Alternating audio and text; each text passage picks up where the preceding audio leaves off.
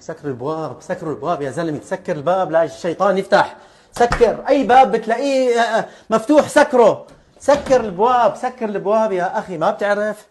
سكر الابواب، اي باب مفتوح سكره، حتى الشيطان ما يفتحه، حتى الشيطان ما يفتحه.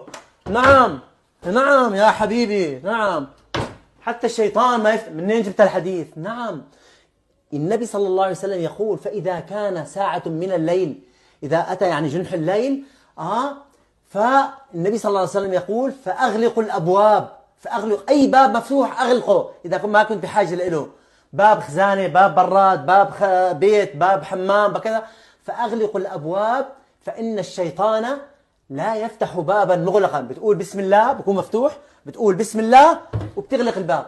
فإن الشيطان، شوف هون الحديث، فإن الشيطان لا يفتح بابا مغلقا مع ما أعطاه الله الشيطان من قوة، ولكنه عند ما يستطيع أن يفتح الباب. سبحان الله. قال صلى الله عليه وسلم: فاذكروا اسم الله عليه وأغلقوا الأبواب فإن الشيطان لا يفتح بابا مغلقا. يا شباب يا بنات، لما كذا سكر باب بيتك، سكر باب غرفتك إذا ما كنت حاجة إنك تفتحه. فهمت علي؟ باب الخزانة، باب البراد، باب الكذا، أي باب عندك مفتوح سكره حتى الشيطان ما يفتحه. فهمت علي؟ الله يبارك فيك. السلام عليكم ورحمة الله وبركاته. انت مسخره.